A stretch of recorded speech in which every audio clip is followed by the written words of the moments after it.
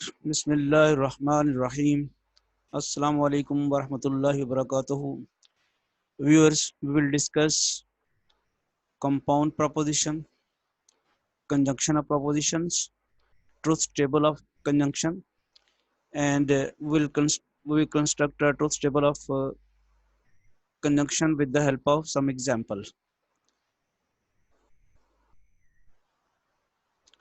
Compound proposition एक ऐसी preposition है जो दो या दो से ज़्यादा एग्जिस्टिंग प्रपोजिशन से मिलके बनती है।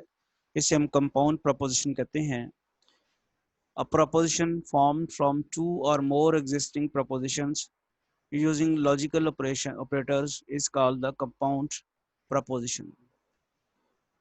For example, consider two propositions, यानी दो या दो से ज़्यादा प्रपोजिशन से मिल के जो प्रपोजिशन बनाई जाती है और दो प्रपोजिशंस ऑलरेडी एग्जिस्ट कर रही होती हैं, उनसे उनको मिला के लॉजिकल ऑपरेटर से मिला के जो हम प्रपोजिशन नई बनाएंगे वो कंपाउंड प्रपोजिशन कहलाएगी। इसकी एग्जांपल के लिए दो प्रपोजिशंस कंसीडर करते हैं। Lions do not eat grass, एक प्रपोजिशन हमने ले ली है, स्टेटमेंट है Lions do not eat grass. Elephants eat grass, ये दो आ गई propositions.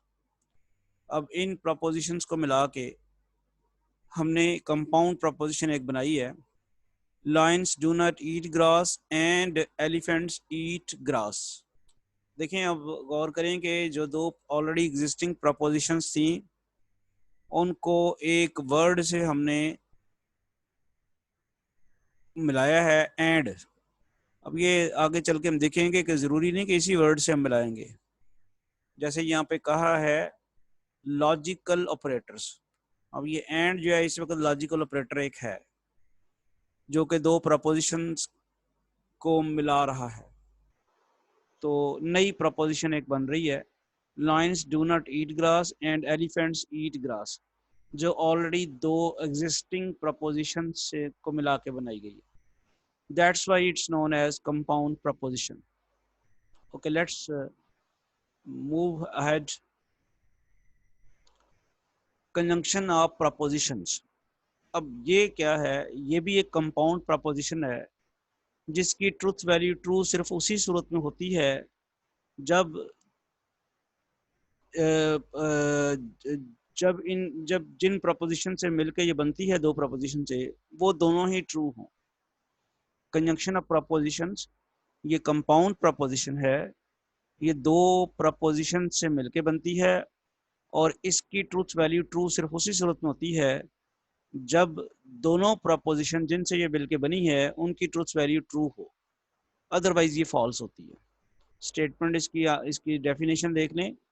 A compound proposition of two propositions P and Q is called conjunction of two P and Q if it is true only if both P and Q are true and is false otherwise। यानी जिन दो preposition से मिलकर बनती है अगर वो दोनों propositions true होंगी तो उनका कंजंक्शन जो है वो ट्रू होगा, अदरवाइज यानी P ट्रू है Q ट्रू है तब ये P एंड Q ट्रू होगा।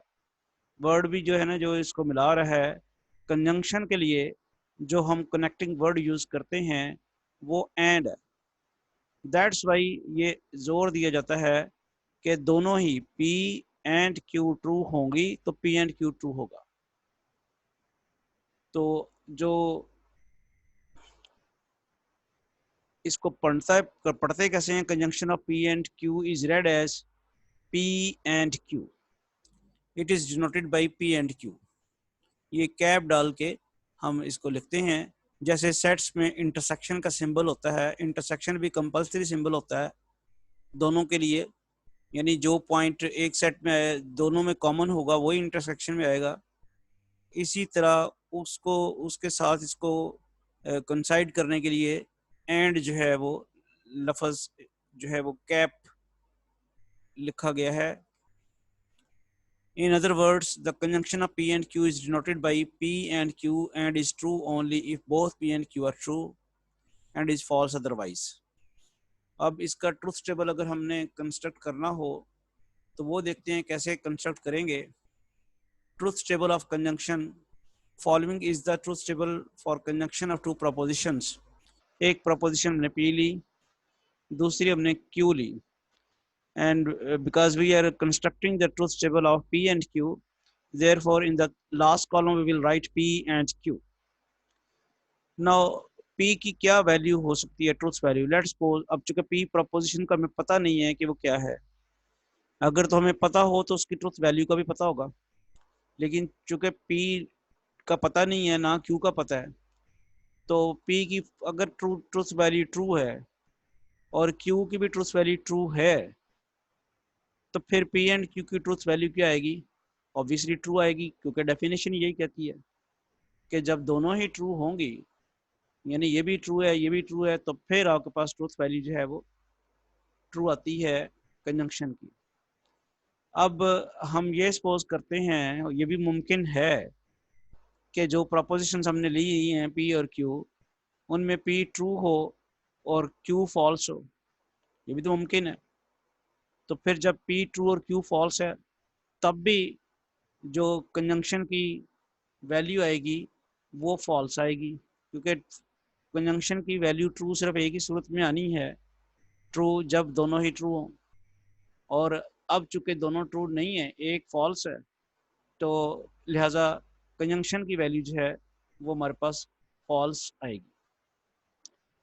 ये भी मुमकिन है कि P फॉल्स हो और Q ट्रू हो, स्टेटमेंट्स ऐसी हों कि P फॉल्स और Q ट्रू है, उस सूरत में भी कंजंक्शन की वैल्यू जो है, ट्रुथ वैल्यू जो है वो फॉल्स आएगी।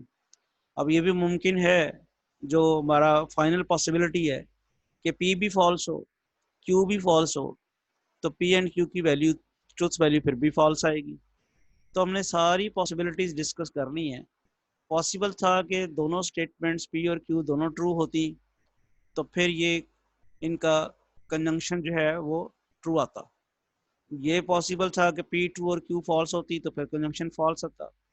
ये पॉसिबल था P फॉल्स और Q ट्रू आती, तब भी कंजंक्शन फॉल्स होता। ये पॉसिबल था कि दोनों ही फॉल्स होती, तब भी कंजंक्शन क्या होता? फॉल्स।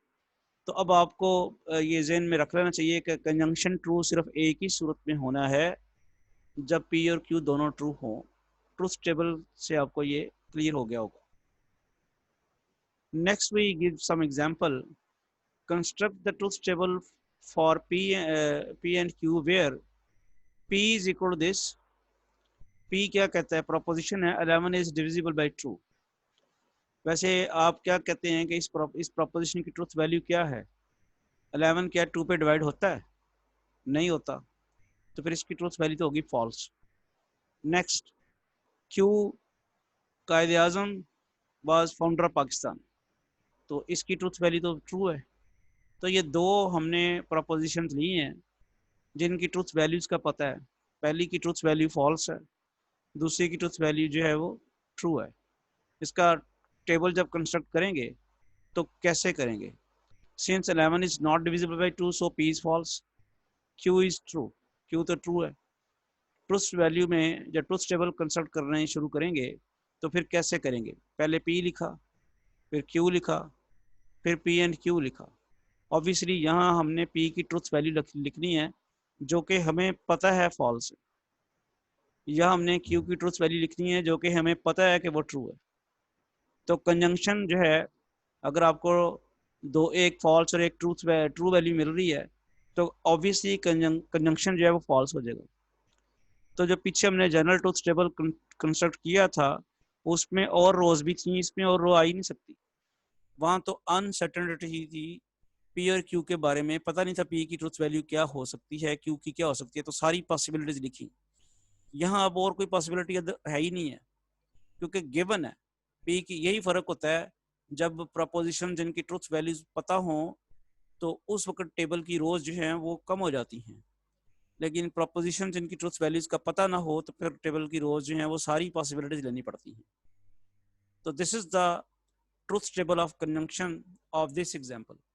आप बहुत सारी और एग्जांपल्स भी कर सकते हैं, क्वेश्चंस भी कर सकते हैं इस तरह से। अगर आपको ये कॉन्सेप्ट इसका क्लियर हो गया है, मैं इसको ज़रा रिपीट कर देता हूँ कि कंजंक्शन की जो डेफिनेशन है वो क्या है, कि उसकी ट्रूथ वैल्यू उस वक्त आनी है, उसकी ट्रूथ वैल्यू ट्रू उस वक्त आनी है जब दोनों ही प्रपोजिशंस ट्रू होंगी, बस इसके अलावा वो फॉल्स आएगी। जैसा कि यहाँ आप देख रहे हैं ये फॉल्स है और ये ट्रू है, तो ये इसकी फॉल्स आई है।